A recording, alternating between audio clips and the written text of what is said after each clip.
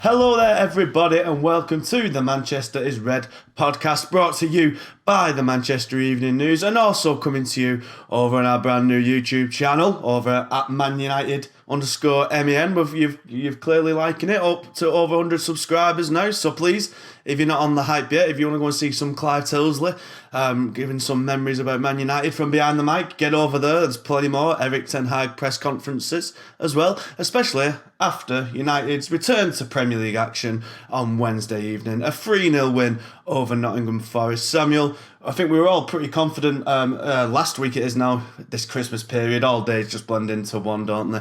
And to be honest with you, it was that bad of a start. I've actually forgotten to introduce you. So first of all, with me, Dan Murphy, is Mr. Samuel Luckhurst. Samuel, how's it going? You know where it is. This period, we don't know who we're coming or going. No, I know the drill, and it's good to see you back on. You're the Wan-Bissaka of the podcast. You're not seen all season, and then you make two starts in successive pods. So are they good starts though?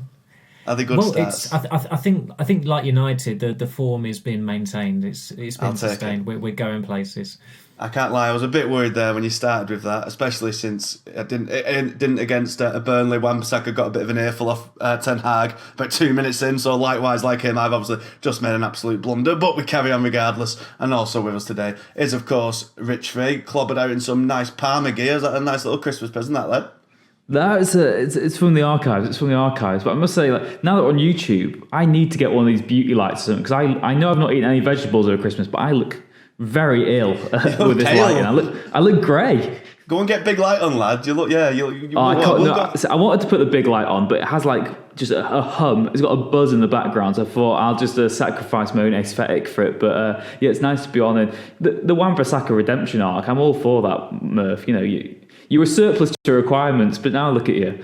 Mm-hmm. Well, exactly. Well, we'll certainly talk about Wan-Bissaka in due time, I'd imagine. But first of all, Samuel, let's get back to it. Old Trafford, 3-0. We talked last week, we thought it'd be kind of comfortable for United. We didn't see any reason why they wouldn't get the win, and they did so in quite some style. It doesn't look like there's been any World Cup hangover whatsoever. Everyone who's returned is firing all cylinders, especially a certain Marcus Rashford. It was a very pleasing performance from Ten Hag's perspective in the 2 games running, 2 wins, 2 clean sheets, both pretty routine against opponents that they should be beating. And I suppose in the case of Forest, going into it, you thought, well, how many are United going to win by? Which is not really the kind of thought process or the mindset United fans have had going into games this season. And there were still issues with the scoreline in that they were far too lenient and merciful with Forest. Forest are a very, very bad defensive team,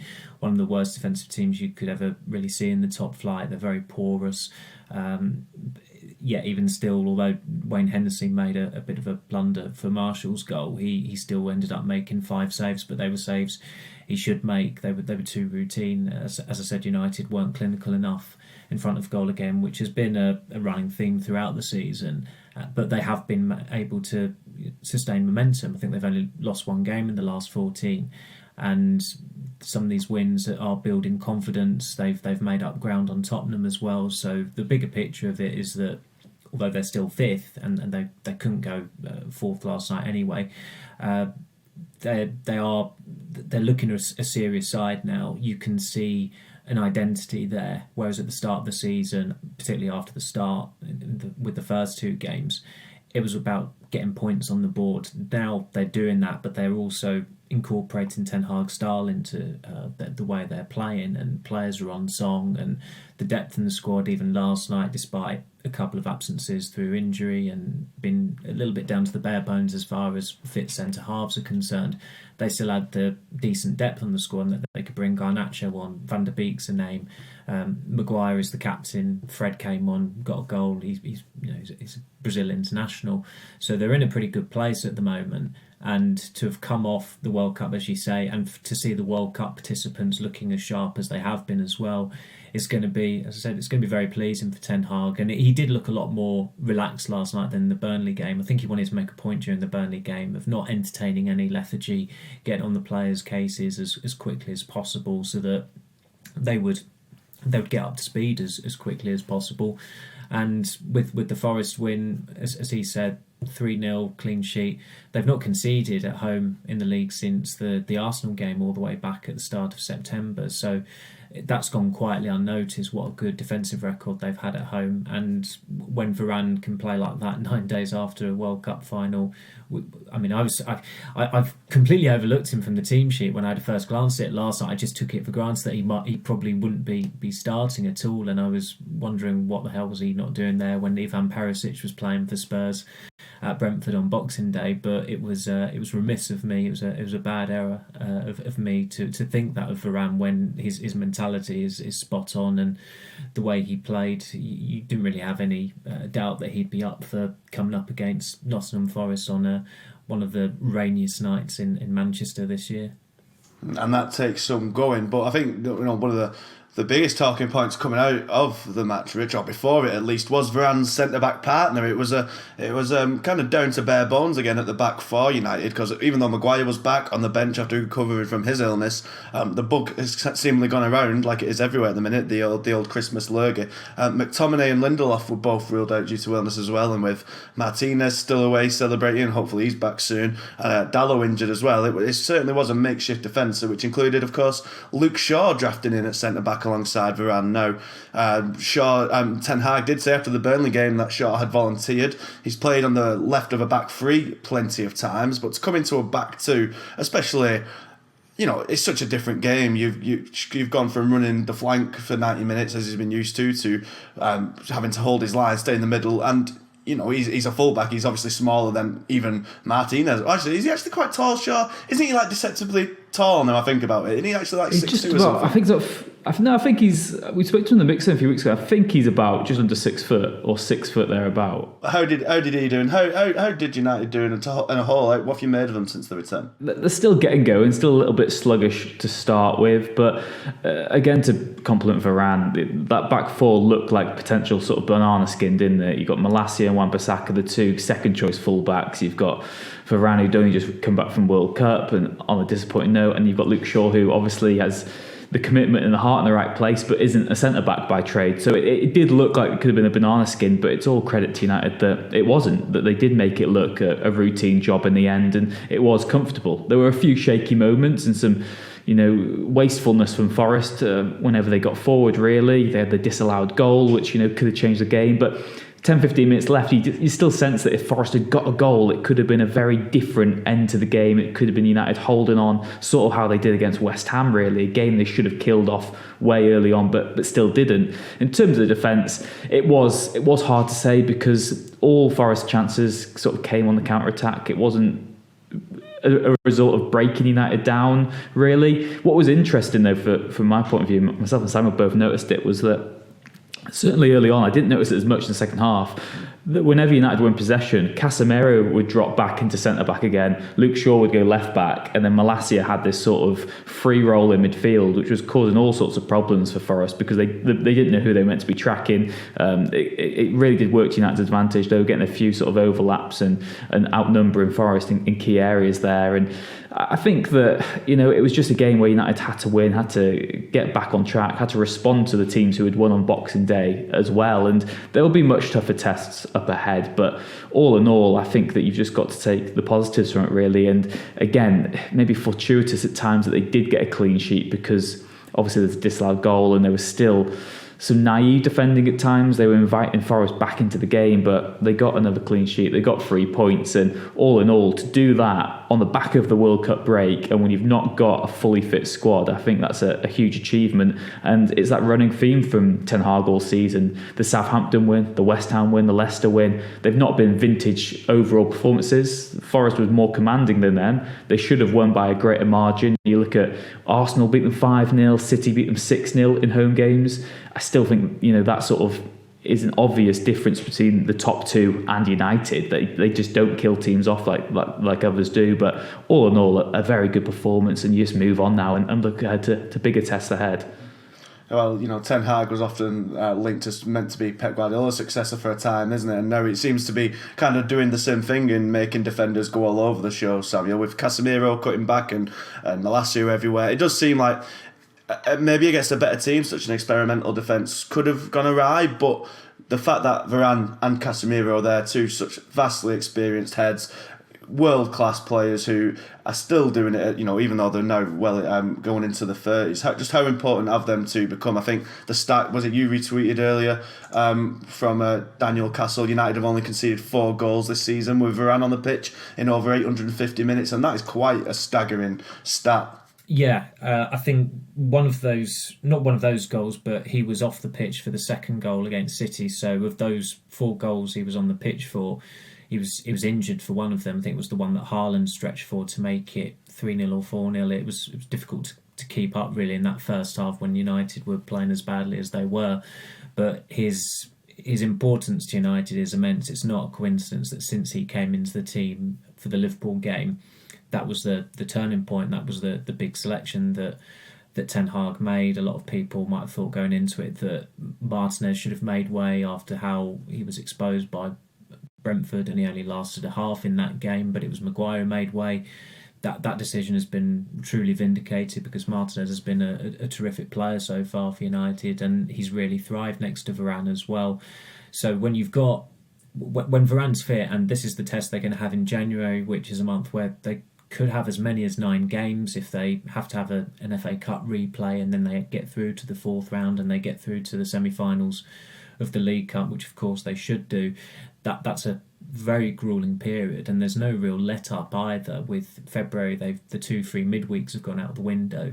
And I remember when Rich and I were at the Fulham game when they got the winning goal from Garnacho in added time, and most of the players, when the outfield players obviously went to mob Garnacho, but Casemiro just sunk to his knees in the middle of the pitch because he put a hell of a shift in, and sometimes it does take its toll, and you just want that minute's breath or that breather there to gather your thoughts, just try and recondition as best as you possibly can.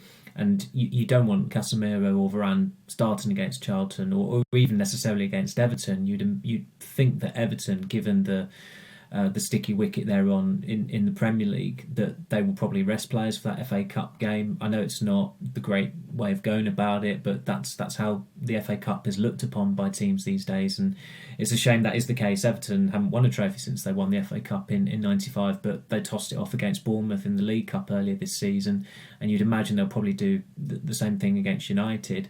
But Ten Hag cannot start Casemiro in up to 9 games, minimum 7 games, I think, probably in January. And Rich said it, and he wrote it in his piece this morning about how those two are among the most important players at United, Varane and Casemiro. And there have been times where, certainly with Casemiro at the start, before he'd kicked a ball, where you questioned it because of the timing, the manner of the deal, the money they spent on him as well. It's happened so many times with these superstars who've come to United from Bayern Munich or Real Madrid or some of the other giants in Europe, and they've not just been bad, they've been egregious, they've been absolute disasters, whether it's Di Maria or Falcao or Schweinsteiger. The list could go on as well. There have been very few who've succeeded. It feels like it would take a lot now to go against Casemiro for him not to leave United as someone who's been a good player for them, because I think he's got probably an unexpected rapport with the manager there, even though they don't necessarily speak the same language. They are singing from the same hymn sheet. It was interesting observing them and what they were saying about each other in the press room at Real Sociedad last month, and that was through a translator, but they couldn't have been more complimentary about each other. So Ten Hag in Casemiro, he's got a lieutenant on the pitch. The way they went about signing Casemiro was obviously problematic. It's very clear that they wanted De Jong. Brentford changed things. The Glazers gave the green light to go for Casemiro and essentially use that money that had been set aside for De Jong and to put it on Casemiro. And they got the right player in. They needed someone who was a specialist defensive midfielder. He's just about the best there is in the world. And as abstract a term as world class is, when you apply it to Varane and Casemiro, it does carry weight, and they're fully worthy of it as well. They are players who have consistently performed at that level, not just season after season. It's probably close to 10 years for each of them individually. Rich, we all know about Casemiro before he came to Old Trafford. He's been kind of the linchpin of Real Madrid's midfield for a decade, 5 Champions League wins in that time. He's been instrumental in one of the most dominant teams in the history of the sport. But I never knew, or probably didn't pay enough attention. I'm not saying I watch every La Liga match or whatever, but I never knew he was so good going forward. It feels like for just 10 years he's just let Modric and Kroos go about doing all that job and he'll just stick to the plain and simple stuff. But at United, I feel like he's just taken a real responsibility, or maybe perhaps he's got a bit more freedom. Obviously Eriksen and Fernandes are brilliant, but I don't think I'd be offending anyone too much by saying they're not on the same level as Modric and Kroos at their peak. But he's just kind of taken on a new element that I never knew he had. I think the first one that really shone in was that assist for Ronaldo, wasn't it, against Everton? And then he did the same here for that third goal. The way he wins the ball back and then without dawdling on the ball whatsoever, no kind of second guessing, it's just hitting incisive forward passing is really striking to me. Something that I just didn't quite kind of realise he had in his game. I mean, I laugh because that is exactly what I said last night in the mix zone to Christian Eriksen. I said, "Has he surprised you?" And his answer wasn't shooting me down, but he said, "If you understand football, you understand Casemiro can do that." And I was like, I said to Eriksen, "Well, I watch Wrexham every week, so I've not really been able to watch Casemiro sort of level players." But I mean, I think that story will be out Thursday morning. I mean, from the embargo section, holding that bit back. But yeah, he was just saying that having Casemiro in the team as well gives him the freedom, because he says, that he can be free and Fernandes can be free to attack and to push forward, because they know they've got this safety net. Someone who not only makes the defence more solid, but he gives the midfielders license to do what they're best at, really. And yeah, I mean, like I said, I think we all watch Real Madrid when they get to the last stage of the Champions League. I don't watch La Liga every week. I'm not going to pretend I ever do, but I think that Casemiro was always unfairly pigeonholed as the other guy at Real Madrid, the person who does the dirty work, the bruiser, someone who's got a bit more muscle against the sort of steel there, but he's got brains and brawn. He still does do the dirty work. You look at the second goal last night, it starts from Casemiro's recovery challenge in his own half, and it stems from that. And then the third goal is the other side of his game. It's the artistry. He is an absolute gem of a player, and it is weird because you look at this United team, and it won't go down in history as one of the best United teams ever, will it? And maybe not even one of the best teams of the last decade or so, because they've not won anything yet and they've still not achieved anything. They're still only fifth in the league. But in that spine of Varane, Casemiro, Eriksen, you've got players who would fit into any United team. They've got great qualities. They're so experienced. They're just a joy to watch. And you do feel that with them at the heart of it, this United team can achieve something because they've got that professionalism, they've got that composure, that calmness, and they've got players in Casemiro particularly who embodies everything that Ten Hag's about. It's about controlling the game. It's about United implementing their style, not getting rushed, not losing their heads when things aren't going their way on the pitch. And yeah, it's just been a joy to watch, really. And it's just going to be fascinating to see how United handle it for the rest of the season, because we saw glimpses before the World Cup break that they were over-reliant, particularly on Eriksen, really, his craft in midfield. And it is unsustainable if United are going to be playing 2 games a week for this long. So there's going to have to be moments where they take their foot off the gas in games and try and rest players that way, or they start making substitutions a bit earlier, because United have been good, but I still am not getting carried away, because I still think that there's been enough warning signs in even most of their wins that it's going to be a long journey ahead, but Casemiro will be central to any success this season. Yeah, absolutely. But I think that the main difference is between this team and the teams of the recent United past, of Solskjaer, of Mourinho, or Van Gaal. And maybe this is a bit harsh on Solskjaer, because they did have times when they were quite exciting to watch under him as well. But it feels like for the first time under Ten Hag, there is a kind of sense of fun in watching United. They might not be able to do it for 90 minutes, but for good portions of games, they're knocking it around really nicely. They're scoring good goals. And, maybe it's a case of they've been starved of something kind of so fun but also competent in the way they set up for so long that even the most basic of kind of playing nicely stands out quite starkly. If you got 3 weeks in a desert without a drink, even a glass of Bovril would taste nice. But I do think there is a degree of progress being made, and the football that they are playing and the goals that they're scoring are really good and nice on the eye, Samuel. I mean, Rashford's opener, a really well worked set piece, and from all the struggles they've had in scoring what was the start when they went 40 games or whatever it was before Maguire headed in a corner? exactly. So to go from that to have the ingenuity to score a well-worked corner routine, it's quite striking, and to me shows that improvements are being made and there's a bit more expression and creativity in that squad. It was a lovely variation on Beckham and Scholes at Bradford in 2000. I think Ericsson had his previous corner, he hit the first man, which is it's almost definable offensive if a professional footballer does that. And he obviously decided to change tact, and it was noticeable when the game started that when the ball was rolling from passes, and they weren't particularly zippy passes or anything like that, but there was quite a lot of surface water splashing, almost as if the drainage wasn't working at its optimum. And obviously the rain was torrential, but a stadium like Old Trafford, the drainage is able to deal with that. It's coped for it for many years, but it did look, the pitch looked a bit boggy yesterday in comparison to how it normally does when it's very wet, which it almost always is. So for Ericsson to measure his pass as perfectly as he did, to put it in the right place, for Rashford to make the right run, and I suppose with Rashford's finish, he's obviously there's been criticism of him and justifiable criticism for the way he hits a ball. Too often he's dependent on hitting it on the laces, and before his brother closed his Twitter account when it was confirmed that he was actually tweeting from Marcus Rashford's account, I think he actually commented on a news story or probably some parasitic aggregator account that had stolen the story and put the information out there, how Rashford would work on this. So it's something that Rashford has been conscious of, but the way he just opened his foot up and caressed the ball in, the trajectory of it was absolutely perfect. Hennessy was never getting to it, and obviously it was the element of surprise as well, and clearly they'd looked at how to exploit Forest from that situation rather than just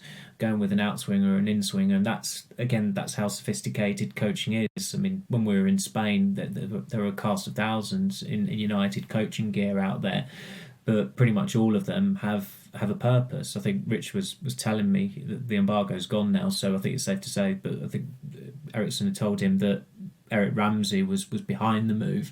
And Ramsey obviously got a lot of stick last season because they couldn't score from corners, when the previous season, when he wasn't there, they'd conceded a lot of goals from set pieces. And I think Darren Fletcher wanted to make the point that, look, people can look at that narrative, us not scoring from corners, but we have stopped conceding from corners. And towards the end of last season, they did start scoring from corners more regularly after that breakthrough from Maguire at Leeds, I believe it was, in late February. So Ramsey is becoming a better coach, it would seem. I mean, there's a reason why Ten Hag retained him as part of the staff, and there's also a reason why Mike Phelan is completely out of the picture, and that's because Ramsey came to United with a very good reputation. He is very highly regarded by people who are into grassroots coaching or all about A licenses, B licenses, and whatnot. And I think Ty said that Shrewsbury once had a look at him and with a view to appointing him as manager, and that will happen sooner or later, you would think.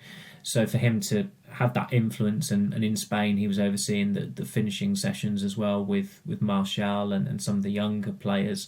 He doesn't lack for confidence, even though he is a very young coach, and he clearly commands respect from the players if he's overseeing those routines and then they're going out there and pulling it off. Rich, it's great to see Rashford kind of in this form. Probably wasn't for you during the World Cup, I'd imagine, but at United it's been brilliant to see him. I'm not going to say that free kick. Danny Ward made his World Cup because that free kick was very savable. I'm just going to put that out there. Go on, what have you been making of Rashford? He's really got to the best form in years at this point. And I think it's not even just the scoring, although the scoring is obviously a great benefit to United. I just think the way he's playing, you can clearly see that the weight's off his shoulders now. He's been freed to kind of express himself more, which again I think it's kind of reflected throughout the whole squad. But seeing him just take on players, run directly as we saw with that Burnley goal, and to that really confident first time finish there, I say with Samuel there, kind of mixing up his finishing styles. I think I always held out hope, and he really did test it at times. I did held out hope that there was a really quality player in there with Rashford, even though he 2 years or so of struggles on the pitch. But he really is finding it again now. Yeah, he's always had the ability. It's maybe just not the self-belief. And it was after the West Ham game where he opened up quite emotionally, really, and said, he had the struggles both on and off the pitch, but he's a lot happier now. He's enjoying his football again, and it shows. And again, that is credit to Erik ten Hag, really, that modern football is so much about your man management and how you treat different players. Some of them need an arm around the shoulder, some of them respond well to being criticised and having a point to prove. For Rashford, I think it's a bit of both. I think he needs that firing up and that fire in his belly, really, but he's also had such a whirlwind career that it takes its toll, really. He's been at United teams where he's changed managers so often. He's been playing in different systems. He's always been cited as someone who can be the number 9, play through the middle. He plays better out wide. He's been compared to Kylian Mbappe. There's so much. He's had the pressure of the European Championship fallout. There's been so much for him to take, really, on his shoulders. He's had interest from other clubs. And now he's just focused on his football again, and he's got a more defined role. He is once again a player United really do rely on. He's relishing that responsibility of being a main man for United, and he just looks revitalised, rejuvenated, and everyone's enjoying it, really. And I don't, like you said, I do love watching him play when he's in his best football, because he has got a bit of everything in his game. We saw against West Ham that bullet header. The goal against Burnley shows his directness, that craft, that agility, and then the awareness of the finish. Last night is just a brilliant goal. It shows the confidence that's flowing through his veins, really, to hit it as he did. And long may it continue, really. Again, you do worry, and we've said this at the start of the podcast, United don't get enough goals. It was Anthony and Marshall as well who squandered the best chances against Forest, though, and should have buried them. And you feel that if particularly that Anthony chance maybe falls to Rashford even on the right wing, he would score it. So it's going to just be a case again of management and how they sort of keep him fit, but there's such an over-reliance because that forward line is so depleted of actual options and even game changers. Garnacho was great off the bench, but he was really poor against Burnley. Elanga probably does need a loan move next year, whether that's in January or summer. You'd say the summer because they can't really afford to get rid of anyone else in January. And still, there's just that over-reliance on him. And I think that he's responded well to the pressure so far, but it's going to be the real test is how he keeps it up for the rest of the season, because again, he is a player who has been run into the ground before and his form suffered for it, and United just need to be really careful about how they manage him, and I'm interested to see how he holds it up, really. But for now, fantastic player, really confident, and you'd back him to score in every single game at the moment. Mm-hmm. Well, one benefit, Samuel, of United's attacking options is Anthony Marshall. He started 2 games in succession for what must be the first time in quite some time over the last 7 days. He scored here against Forest moments after Rashford's, and another really good... He was really, speaking of bad Wales goalkeepers, Wayne Hennessy certainly helped him out with that one. But he got a goal. It's now 7 goals and 2 assists, or 5 goals and 2 assists, I think it is, in 9 games already this season. He's looking sharp. He's seemingly, the break may well have come at a good time for him to really focus on getting fit and getting kind of recovered from all his niggles and knocks. And he's looking sharp. And I say that there are obviously problems with kind of Garnacho and Elanga.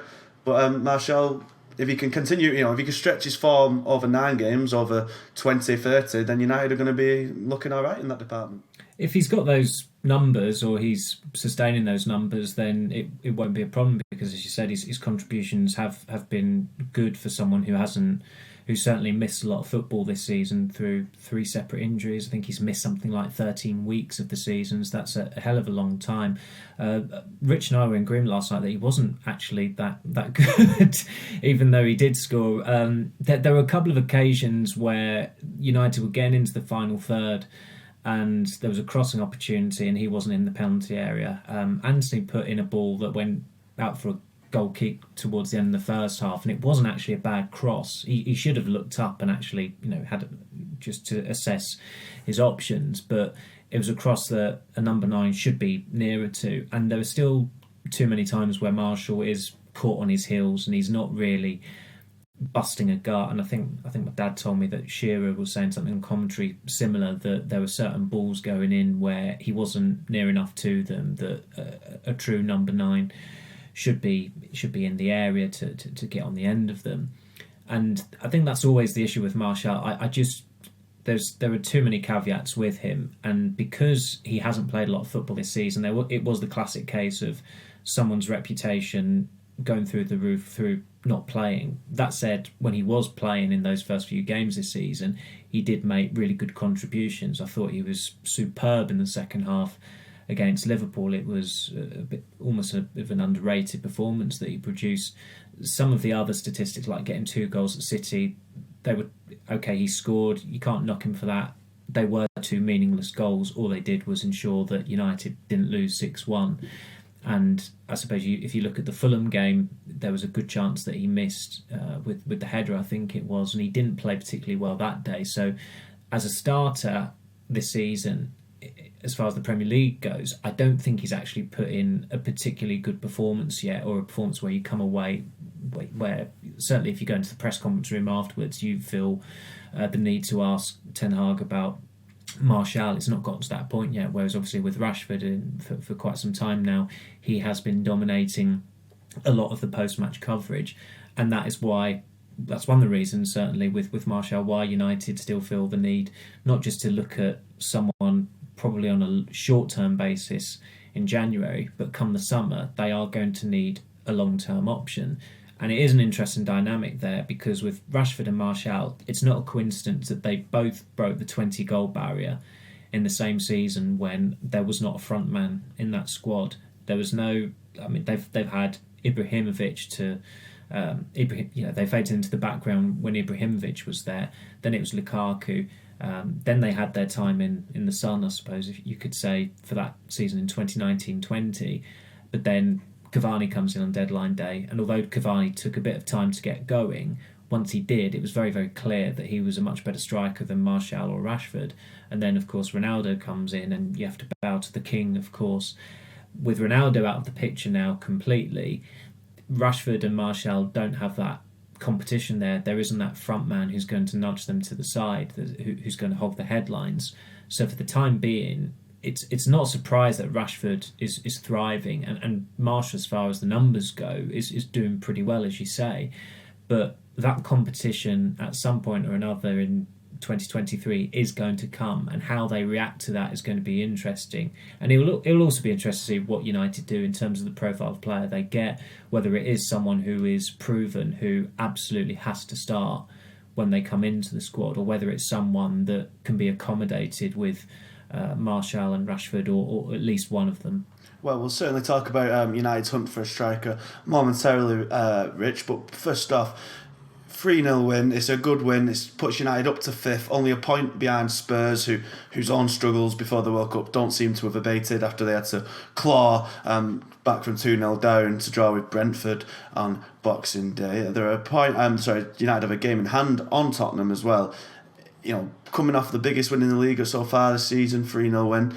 Do you give United kind of the upper hand on that top 4 race? It's a hard one. It's a difficult one because Newcastle are kind of unexpectedly almost near guaranteed a spot there now, unless they absolutely fall off a cliff. Liverpool's still trying to pull up as well, and Chelsea you'd imagine will improve at some point. It's going to be a tight top 4 race, but it's good that United can seem to be near enough in the driving seat at the minute. Yeah, I think you'd still say at this stage United would be in your favourites to get a top 4 finish, based on the fact they've got so much top individual talent that can win these games on their own, and they have got more squad depth than most of the other opposition as well. I mean, Tottenham have some wonderful players who would get into almost any team, but if you take them out, then they don't really have other options. Whereas with United, we've already seen them win this season without key players. They've done it, twice in a week without Lisandro Martinez there, who's been arguably the best defender in the Premier League all season anyway. And I think United do have the depth. They've been brilliant since they've sort of integrated their summer signings properly as well. But as I said earlier, I still think that there's been lots of wins that have been salvaged by obviously the fact that they've won. There's been warning signs. That Fulham game, they won it, but they could have lost it. They were under the cosh for large parts of that second half. They obviously did lose at Villa. I know we'll get onto it later in the podcast, but as myself and Samuel walked back to the cars last night, he convinced me that they might lose at Wolves this weekend. There's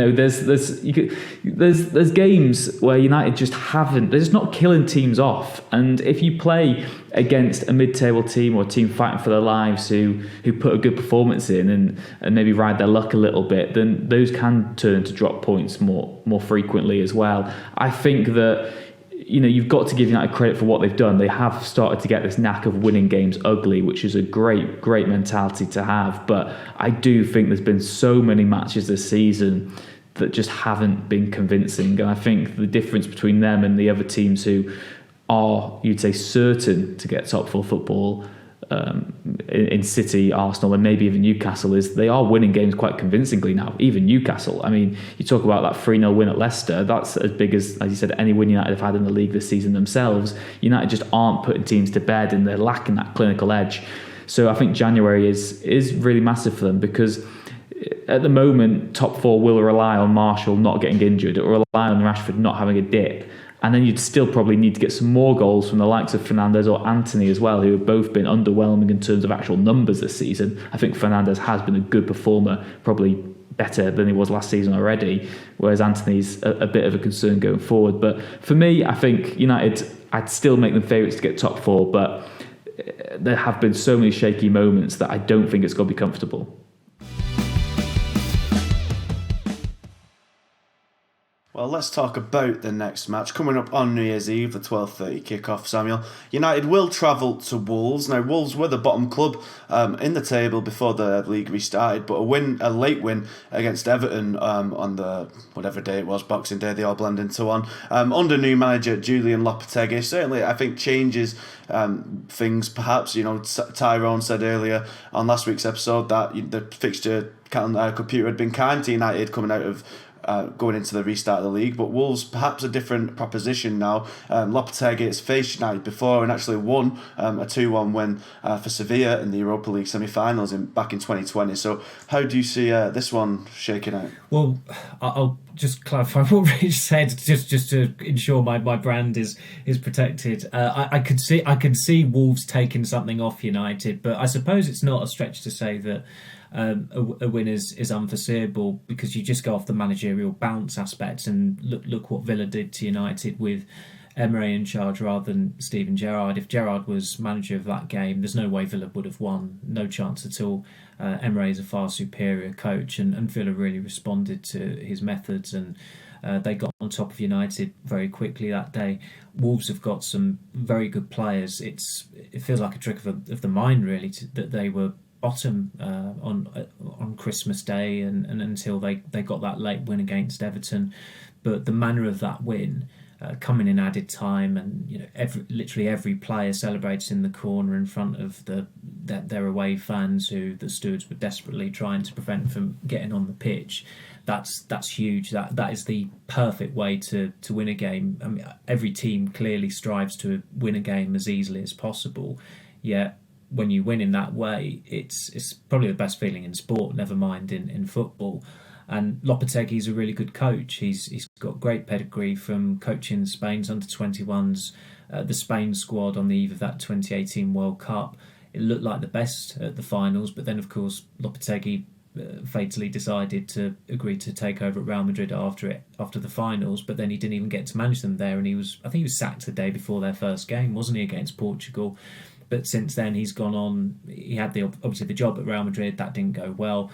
But then Sevilla take him on board. He won a trophy with them in the Europa League, as many coaches at Sevilla do tend to do. And last season, he was in the conversation, if not seriously considered, to become Ole Gunnar Solskjaer's replacement at United. Jorge Mendes was pushing him, certainly vouching for him in his conversations with United. So I think he's a good fit for Wolves. It's another sign of how the Premier League can lure some very, very good coaches. Irrespective of where these clubs' positions are at, the fact that Wolves are as you said, in the relegation zone, and they're getting a manager who was at Real Madrid 4 years ago, just over 4 years ago. He's managed Spain, he's managed Sevilla. It's a great get for Wolves. In terms of the options they had available, I don't think they could have got any better than that, really. And it's a little bit peculiar that Michael Beale seemed to reject them and then ended up going back to Rangers in Scotland from Queen's Park Rangers.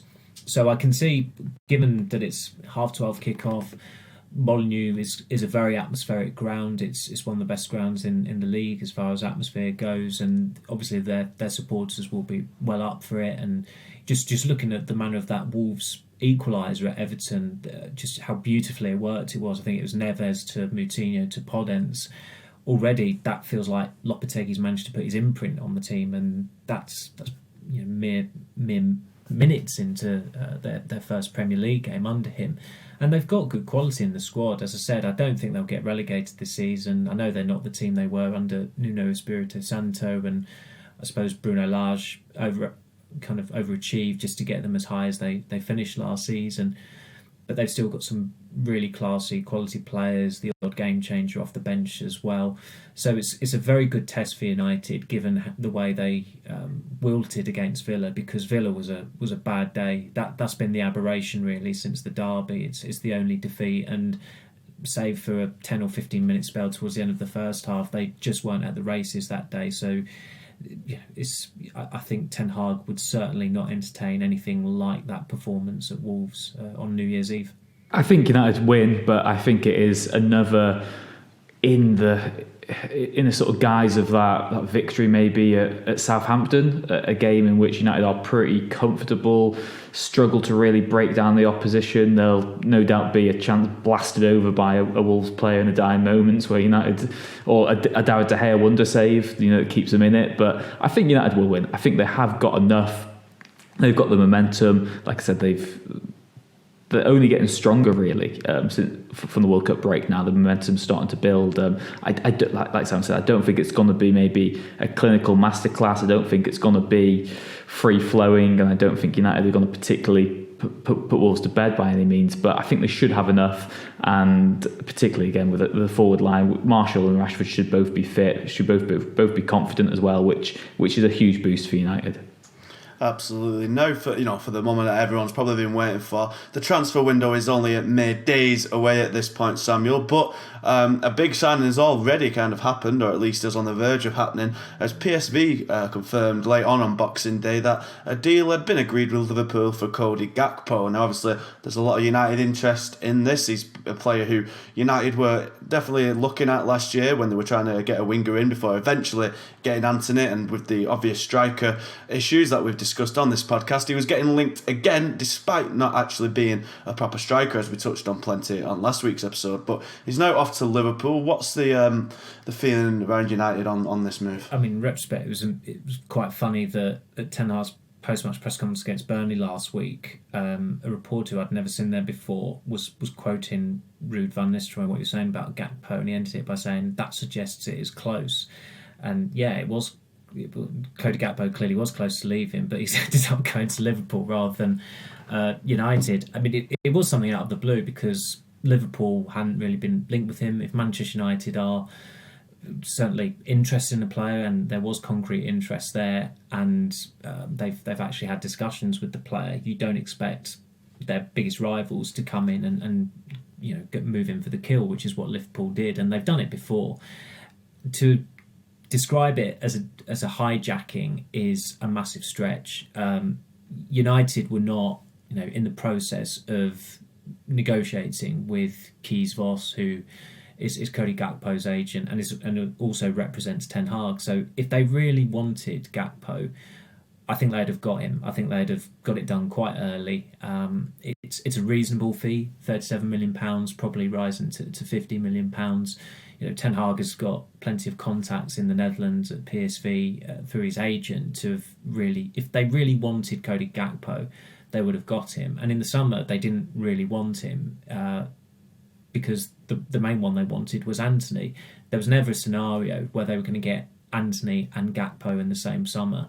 And although I'm very much yet to be convinced with Anthony, they had to get a left footer in because they needed to balance out that attack. And this has always been my point with Gakpo. He is a right-footed left winger. When Ronald Koeman takes over as the Netherlands coach, he will probably play on the left wing because the Netherlands will go back to a 4-3-3. Depay will probably be the centre forward because that is the way he's reinvented himself in recent years. And he was doing very well there for the Netherlands until he got, I think it was a thigh injury, which meant that he couldn't start for them in the first few games at the World Cup. Liverpool need Cody Gakpo more than United needed because their two right-footed left wingers, Luis Diaz and Diogo Jota, are out for a considerable period of time. Their owners want to sell the club as well. It is in their interest to make a mid-season addition to try and get them into the Champions League. They can justify that investment because I think in the summer they spent or committed to spending something like £92 million mainly on Darwin Núñez, but a bit of money on Fabio Carvalho as well.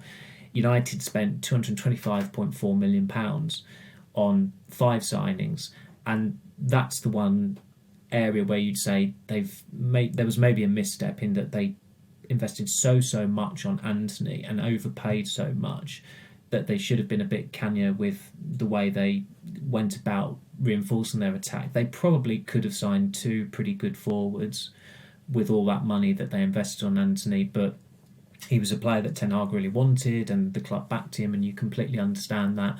And there'll come a point where we have to judge Antony quite definitively. That time hasn't come just yet, but the leeway he was given in the first few months, that doesn't stand anymore. He needs to do more. He's not done enough so far. But going back to Gakpo, ultimately, I think if United really wanted him, they would have got him. I think the more they talk about, the more Ten Hag talks about it now, and you get him to open up slightly more on the striker situation, I think it's clear that he wants a striker. And although Gakpo played there at the World Cup, it was because of the way Louis van Gaal had the Netherlands set up with a back three, 2 starting forwards. I think, was it in the first game? It was Vincent Janssen who started with him in the first game because Depay was injured.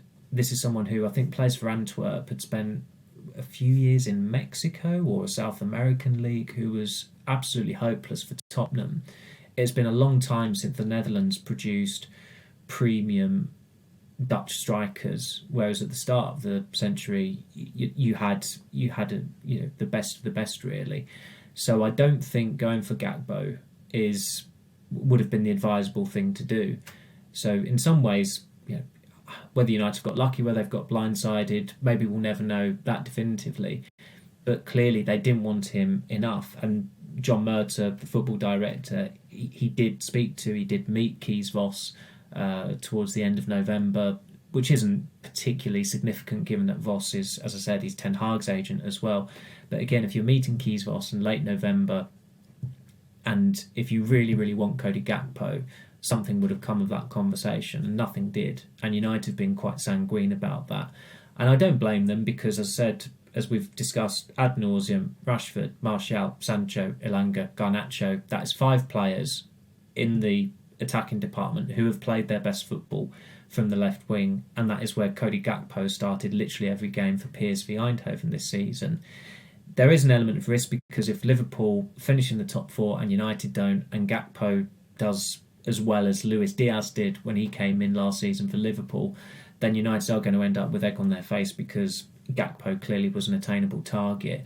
So it does put more pressure on them to sign someone in January, and I think we've all been in agreement that they do need someone else to come in, but it has to be someone who, as Ten Hag has said, they provide balance for the squad, for that attacking department. I just don't think Gakpo would have done that, but they are going to have to get someone in who's going to be able to support the main forwards, who's going to be able to have an impact off the bench, and ideally is someone who does not play in the Chinese Super League and is an ageing former Premier League striker. The star strikers that United ideally wanted to start their hunt for a striker in the summer, but the likes of Victor Osimhen or Gonzalo Ramos, they're not going to be going anywhere in January when their respective clubs are doing so well, not only in their domestic leagues but in Europe as well. So it doesn't leave an awful lot of options, and with United not wanting to spend loads as well, there isn't an awful lot to choose from. So where do you see United going. And I think the most obvious one that stands out is as Samuel mentioned there a little earlier, is Memphis Depay. For me, I think Memphis Depay seems the most obvious candidate, really, because he is attainable. The number 7 shirt's free for him again. The redemption arc again of Memphis Depay, maybe. Didn't even think about that. Yeah, I think he's Dutch. He can play. He has played a lot of his football through the middle, particularly ever since he went to Lyon. He was doing a good job there. It is difficult, isn't it, to make a case for so many other players, because like you said, the budget is tight. We all knew that United have spent more than they'd planned to at this stage of the rebuild, under Ten Hag, who's backed with £225 million in the summer, which is a huge amount of money for any club. And prior to that, United had never spent more than £150 million on permanent players across a single window. So United I'm not a maths genius, but what is that? An extra 175% increase on their highest ever window. So, it's going to be a really interesting one to see who's actually available and attainable. You're not going to get the players that you necessarily want. It will be very much a sort of January sales, who's available, who's in the bargain bin and been a cast-off of another team, really. I mean, you look back to when they signed Henrik Larsson on loan, maybe you could go for someone a bit more experienced playing in a league that's a bit off the radar. I'm not saying, as Sam said, they're like a Garlo. Paul Mullen. Ideally for me, Macaulay Langstaff at Notts County, if United could get him on loan, that would be the dream from a Wrexham point of view. Moussa Dembele, he strikes me as, out of contract in the summer. United have looked at him. Speaking of Moussa Dembele, I've touched base with people close to him, and they say there is no contact at the moment on Moussa Dembele. He's someone United have looked at in the past numerous times. Certainly someone who's more physical and more a focal point. And again, it sort of stems down to what is it that Ten Hag really wants, because as Samuel said there, the indications are he's almost gone full Solskjaer. He wants a player who will break his nose to get onto the end of the ball, break his toe, whatever it was that Solskjaer said. He needs someone who is more physical, because United still needs to have a proper number 9, I think.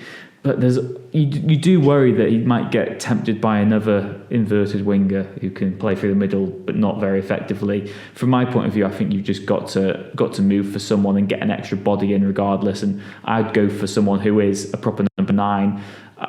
Like you said, I think Memphis Depay is the most obvious, but I would be personally in favour of someone like Moussa Dembele instead, because he wouldn't have to start every game. You could probably get him maybe on loan to the end of the season, but then you'd have to probably obligate to buy him, I presume. Otherwise, Lyon aren't really going to be maybe too fond of that. But I guess he's a free agent.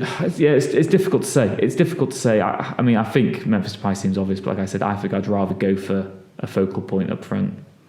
One name, Samuel. Who do you think it'll be? Depay's in the same situation, that he's out of contract in the summer, but if Barcelona can get someone to pay a loan fee, take his wages covered for pretty much the rest of his contract, then I think that does suit all parties. I'm not necessarily it's difficult to judge Depay without dwelling on how his 18 months at United went, but that was quite a while ago now. I think in the summer it will have been 8 years since he made the move, so that's an awfully long time. It doesn't feel like a long time, but he's a different character now. He has matured, and I think you can tell he's matured because he got a move to Barcelona. And I know Barcelona have been a bit reckless with their spending, but he was signed on a free, and he was probably worthy of a big move after doing quite well for Lyon for 5 years or 5.5 years, whatever it was. I wouldn't be surprised if it is a left field choice, but pinning a name to that is just very, very difficult. I can't think of a player in the Premier League. Yesteryear they would look down the Premier League ladder, see who was scoring goals for a club like Louis Saha at Fulham, and they'd make them an offer that they couldn't refuse. And it just doesn't work like that anymore. The equivalent of that is someone like Ivan Toney. Now, even taking the whole betting charge out of the way, they'd have to. I think Brentford would probably command something like £50 million for him, and United are not going to be spending £50 million on Ivan Toney mid-season. It's a different ball game now as far as that is concerned. You look at Jamie Vardy, since he signed a new contract with Leicester a few months ago, he is just he seems to be a bench warmer these days. He's not starting that often, and ideally United would have him playing that role for them, but there's no way Leicester are just going to loan him to United. It does, from a business sense, it doesn't make any sense whatsoever. If United wanted him on loan, they'd have to pay quite a substantial loan fee, you would imagine, and it would be cover his wages in full, and he'll be on in excess of, comfortably in excess of 100 grand a week, I would imagine, at Leicester.